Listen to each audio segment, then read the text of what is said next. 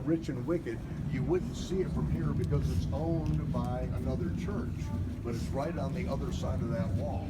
Now, there was something that people were rejecting, thinking that a piece of shrapnel from the 1967 war was embedded in this wall.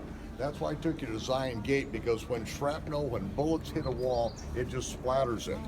But this is what was done just a few years ago. The Department of Antiquity said, no, this is not something modern. You have to have a permit.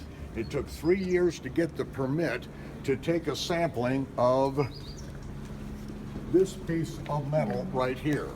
They used a subsurface radar to measure the depth of this and exactly how far in it went, and so they were allowed to take one sample of it. And so they started with a bit that was long enough, a core sampling bit in the upper corner, and went all the way through. Took a sampling. It was then taken to Hebrew University and to the chemistry department, and they said, this is this is iron that was embedded in molten lead. They said, this is Roman. This is exactly how they built the Colosseum. In Rome, they chiseled through the stones on each side, they poured in molten lead, and they slammed an iron spike in it, and it held it. Now, why would you have... Excuse me, can I take a group? Oh, sure, yeah, Okay. yeah, it's all yours. Okay, thank you. So what happened? Now remember that Yeshua was in the grave, and first of all, we're going to step back just a minute.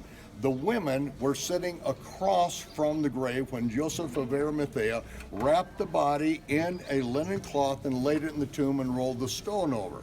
Now, we don't know how many people were there to help him roll the stone over, but he's a wealthy man. He doesn't do anything by himself. And he has much as the notoriety to go in before the governor of the state and to ask for the body and for him to be given the body. Okay? The women see that. He rolls the stone over and leaves. And so they go away. They leave at that point. They do not know that Nicodemus comes with Yosef and has 100-pound weight of aloes and all the burial spices in which they properly embalm Yeshua and then roll it over there.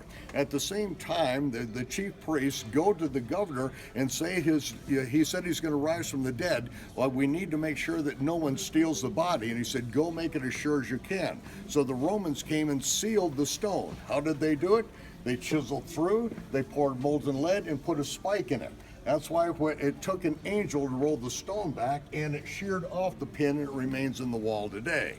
And this is something we didn't know 10 years ago. And now it's all there telling the same story. So as you take a look at the trough here, and the size of the stone, you see the outline of the stone, because you would chisel it away, you would have the stone separated, and then be able to roll it back and forth in this particular area.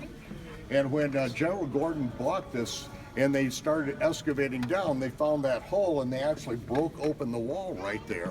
And so it had to be they had to put the stone back in to support it, but all they had to do is go down a little bit further, and then they would see the original entrance in. As you go inside, you're going to be in the weeping chamber, the funeral home, the weeping chamber there. And remember, it was then as it is now, that the day you died, you were in the grave. The same thing in Israel today. You die that day, you are in the grave before sunset. And you'll see in the left-hand chamber, there are two places for bodies to be laid. This was only used one time, because when the person died, then what they did is they went in. It takes 10 minutes to be able to chisel it out to make it long enough for the body, and then they put the body in. Only one side was ever used in this, and it was never used again. So that, along with all the other things about this garden and the location to the place of the skull, lets us know that